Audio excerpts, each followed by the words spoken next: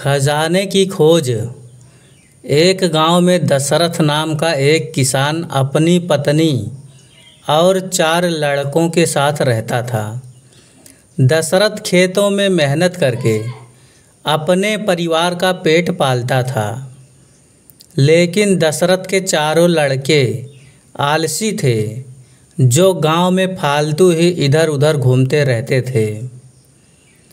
एक दिन दशरथ ने अपनी पत्नी से कहा कि अभी तो मैं खेतों में काम कर रहा हूँ, लेकिन मेरे मरने के बाद इन लड़कों का क्या होगा, जो इन्होंने अभी तक मेहनत भी नहीं किया है। चारों लड़के कभी खेत में भी नहीं गए हैं। दशरथ की पत्नी ने कहा कि धीरे धीरे ये भी काम करने लगेंगे।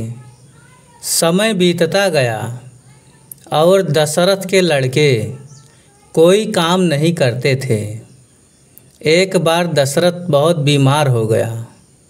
वह काफ़ी दिनों तक बीमार ही रहा। दशरथ ने अपनी पत्नी को कहा कि वह चारों लड़कों को बुलाकर मेरे पास लाओ। तब उसकी पत्नी चारों लड़कों को बुलाकर दशरथ के पास लाई। दशरथ ने कहा, लगता है कि अब मैं ज़्यादा दिनों तक जिंदा नहीं रहूँगा। दशरथ को चिंता थी कि मुझे मरने के बाद हमारे बेटों का क्या होगा। इसलिए उसने कहा, बेटा, मैंने अपने जीवन में जो कुछ भी कमाया है वह खजाना अपने खेतों के नीचे दबा रखा है। मेरे मरने के बाद तुम उसमें से खजाना निकाल कर आपस में बांट लेना। यह बात सुनकर चारों लड़के खुश हो गए। कुछ समय बाद दशरथ की मृत्यु हो गई। दशरथ की मृत्यु के कुछ दिनों बाद उसके चारों लड़कों खेत में दबा खजाना निकालने के लिए गए। लड़कों ने सुबह से लेकर शाम तक सारा खेत खोद दिया, लेकिन उनको कोई भी खजाना नहीं मिला।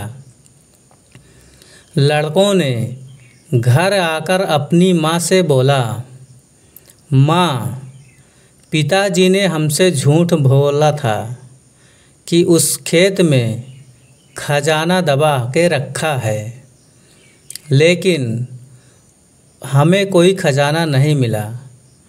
तब उसकी माँ ने बताया कि तुम्हारे पिताजी ने जीवन में यही घर और खेत ही कमाया है, लेकिन अब तुम लोगों ने खेत खोद ही दिया है तो उसमें बीज बो दो।